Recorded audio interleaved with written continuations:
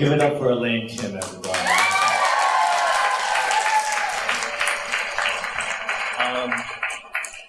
Okay, really quick. I'm going to try something new. So my first ever book of poems is coming out in 2011. Yeah, no, that's a big deal. You know, usually I don't like to pat myself on the back, but it's mad hard to get published. So fuck it, I'm going to take some credit for this. And this is a sign-up sheet. If you're interested at all in getting 1 or 2 emails, don't worry, I can't track if you bought my shit or not out here if you sign up. If you want an email saying, hey, the book's released, feel free to sign up on this list. Please print neatly. You know, I'll go home and like Yellow Ninja Berkeley Edu shit, and I can't type it in. So I'm just gonna start it up. If you feel like, you know, just print neatly, please. I'll start it over here. Hi, how you doing? You don't have to sign up. This will be the first person. How's it going, Berkeley? How y'all doing, man?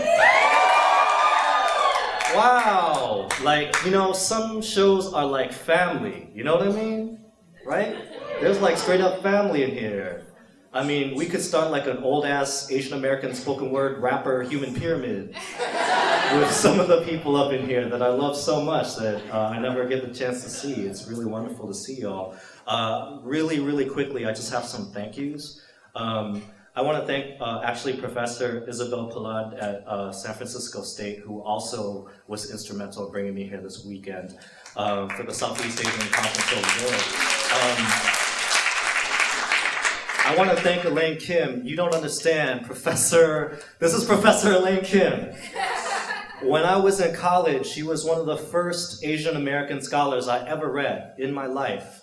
We had no Asian American studies at my private liberal arts college. We had a chemistry teacher who was Asian American who took it upon herself to teach an Asian American studies class. We didn't have Professor Elaine Kim there. We wanted that so bad. So many of us students fought for that. And you all can just take it here. So take the goddamn class. Major in Asian American studies. And this woman is pioneer is a bad word. Trailblazer, figurehead. She's so important to Asian American scholarship and history. I still have your book, the Asian American literature book. I still have it. So thank you so much.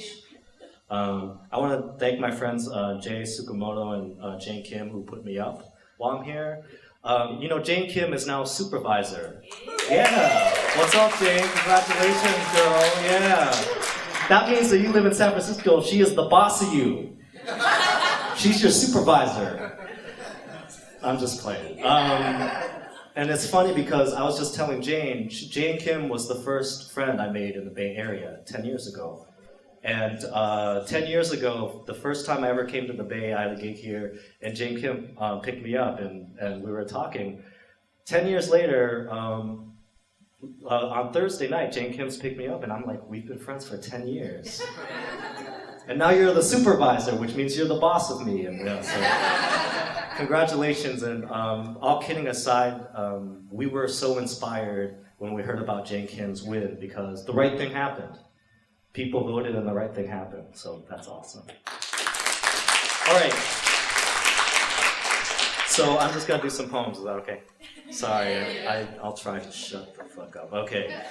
So I've been writing a lot of character poems. All character poems, fictional character poems. I'm sorry for folks who've heard this before. Characters all who have the last name Nguyen, Nguyen. And the reason was that, you know, I perform a lot around the country, and they'd be like, oh, you're Vietnamese, right? So you must know, like, Tony Nguyen from the Bay. Right? And what's fucked up is you do know that person. You know, you're like, say something racist, say something racist. And like, Tony Nguyen is like, God damn, that's my boy. I do know him. You know? But anyway, it made me think, you know, everyone thinks we're related, and we may not necessarily be related, but we do have some shared experiences. And so rather than kind of present an answer, I wanted to create these characters as more of contradiction and collision. Does that make sense of who is Vietnamese American? So here's the introduction of the Nguyen's. Mi says that her family teases her for having thick, round legs like a boy, but really, she is the perfect autumn night sky trapped in a woman's body. When she laughs, you feel night wind, blowing through leaves, making them blush and change color. When she laughs, you feel the breath of stars and lunar eclipses under her eyelids. Johnny dances to songs he only half understands in English. His hairstyle's like 1.5 decades out of style, man. And maybe that brother should just button up that silk shirt he's wearing just 1 or 2 buttons more. Please, brother. But he's just spent 10 hours today at his job, under cars, fixing them up for people who assumed his gook ass was sabotaging their shit as much as he was fixing them. So who the fuck are you to tell him anything about what he wears at the club? Viet is, as her name suggests, Vietnamese as fuck, y'all. She only eats Vietnamese food, watches Vietnamese films, speaks fluent Vietnamese, reads Vietnamese literature, hangs out only with Vietnamese people, only dates Vietnamese people, and is bisexual so she can be attracted to twice as many Vietnamese people. She drives a Korean car, which is as close as she can get. Huey's real name is Hui, and he tells you he may be a descendant of the Nguyen Kings, but he's all queen, baby, recognize. He's been on his feet all day at his job, at the casino, sliding playing cards like ninja stars across green felt tables, and he wants to forget the looks on those Asian faces. Their dreams of fortune crash with the gentle sounds of cards flipping onto their bellies. Bak Chum doesn't reply when you say come on for your bowl of pho, because it's just her in this place from 9 a.m. to midnight every fucking day. So it's her right to take your money and give you your little basil mint bean sprout lemon platter and hate your fucking guts from the safety of her kitchen. Twee's daddy, hey daddy. Twee's daddy is a Buddhist and her mama is a Catholic, and tonight she's holding up a rum and coke and toasting to non-denominational sin, baby. No, she would not like to dance with your goofy looking ass, but thank you for asking. She is in the club to be seen and to chain smoke American Spirit cigarettes, like the burning embers are beacons to paradise dangling just out of reach at the tip of her nose.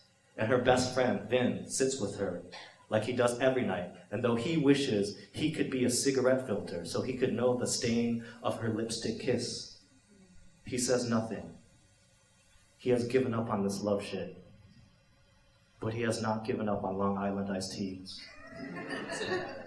And tomorrow, he'll wake up with a hangover, and though fully clothed, he'll find many dollar bills stuck in his underpants, and he won't remember how they got there.